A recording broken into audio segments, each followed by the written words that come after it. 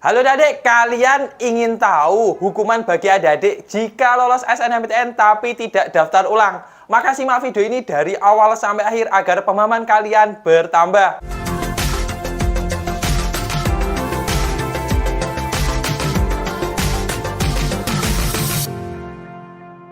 Baik, assalamualaikum warahmatullahi wabarakatuh dan salam jumpa adik-adik. Kembali lagi di channel Diari Kampus yang tentunya inspiratif, akuratif, dan edukatif. Halo adik-adik pejuang kampus, bagaimana kabarnya hari ini? Semoga kalian diberi kesehatan, dimudahkan rezekinya, dan tentunya semakin semangat meraih kampus impian kalian di tahun 2022 ini yang tentunya di berbagai jalur. Amin amin ya robbal alamin. Baik, pada kesempatan kali ini Diari Kampus akan membahas seputar 4 hukuman bagi adik-adik jika lolos SNMPTN tahun 2022 tapi tidak daftar ulang. Nah, maka simak video ini dari awal sampai akhir agar adik-adik mendapatkan informasi secara utuh dan tentunya menyeluruh. Dan bagi adik-adik yang baru bergabung dengan channel Diari Kampus, saya ucapkan selamat datang dan terima kasih. Dan mohon like, share, dan komen. Dan tentunya aktifkan lonceng notifikasinya agar adik-adik mendapatkan informasi secara update seputar SNMPTN, SBMPTN, KIP kuliah, maupun informasi-informasi bermanfaat seputar kampus yang lainnya. Dan simak video ini di media sosial adik-adik, di TikTok, di Instagram, maupun di WhatsApp adik-adik jika video ini bermanfaat. Baik, langsung saja saya informasikan 4 hal hukuman bagi adik-adik yang lolos SNMPTN tetapi tidak daftar ulang atau tidak diambil adik-adik.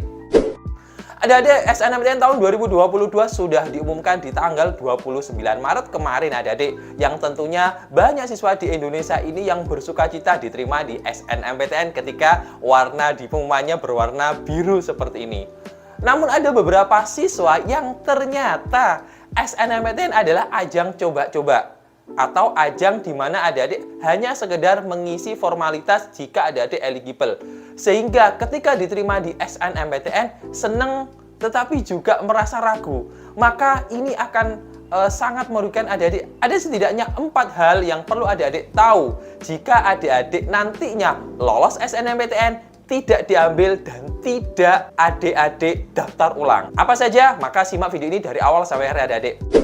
Yang pertama adik-adik, untuk adik-adik yang tidak mengambil SNMPTN, yang pertama adalah otomatis adik-adik tidak bisa mengikuti UTBK SBMPTN tahun 2022 ini. Ini sudah disampaikan oleh Ketua Panitia LTMPT bahwa bagi adik-adik khususnya yang diterima di SNMPTN tahun 2022, maka otomatis tidak bisa mengikuti UTBK SBMPTN tahun 2022. Nah, ini juga berlaku untuk tahun-tahun selanjutnya. Memang UTBK SBMPTN kan bisa diikuti di 3 kali kesempatan. Bagi angkatan tahun 2022 otomatis bisa mengikuti di tahun 2022, 2023, dan tahun 2024. Tetapi jika adik-adik lolos SNMPTN dan tidak daftar ulang, maka adik-adik otomatis tidak bisa mengikuti UTBK SBMPTN dari 3 kesempatan tersebut. Jadi ini perlu dipikir 2 kali ya adik-adik jika adik-adik tidak mengambil dari hasil SNMPTN tahun 2022 ini. Kemudian yang kedua, adik-adik tidak bisa mengikuti ujian kedinasan. Yang lebih spesifik adalah PKN STAN di tahun 2022 ini. Melalui halaman resminya dan media sosial STAN sudah dicantumkan seperti yang saya tampilkan di layar ini, bahwa PKN STAN tahun 2022 salah satu indikator jalur masuknya menggunakan nilai UTBK SBMPTN. Jadi bagi adik-adik yang lulus SNMPTN, otomatis kan tidak punya nilai UTBK karena tidak bisa mengikuti UTBK. Dan otomatis juga tidak bisa mengikuti jalur tes masuk kedinasan itu tadi adik. Jadi meskipun adik-adik lolos SNMPTN kemudian nggak diambil, ya nggak punya kesempatan untuk mengikuti tes kedinasan yaitu di PKN STAN adik-adik. Next, yang nomor 3 adik-adik tidak bisa mengikuti ujian jalur mandiri.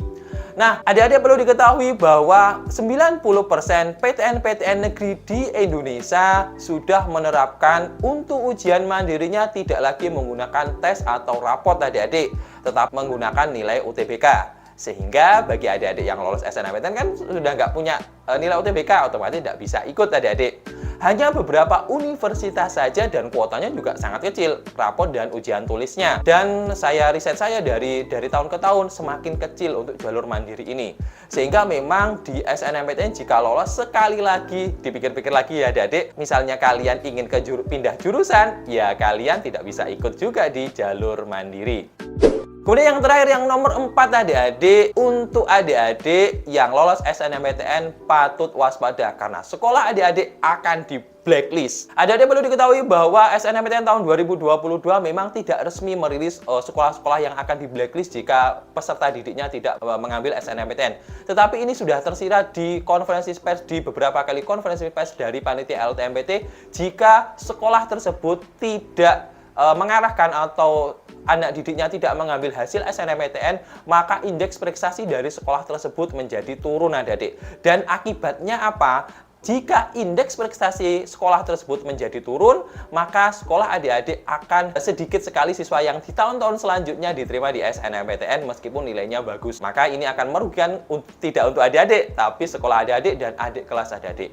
Mohon untuk sekali lagi dipikirkan 2 kali bahkan 3 kali adik-adik jika adik-adik lolos SNMPTN tidak diambil.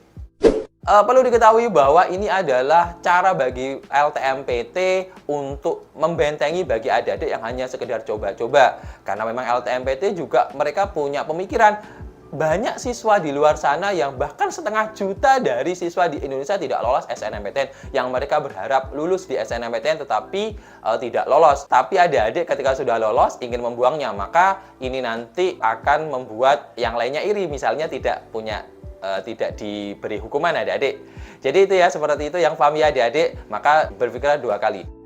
Dan kesimpulan dari video kali ini adik-adik, yang pertama adalah jika adik-adik di SNMPTN tahun 2022 tidak bisa seenaknya membuang hasil dari SNMPTN dan tidak daftar ulang, maka dampaknya dari 4 yang saya sampaikan tadi, terutama dampak kepada sekolah adik-adik.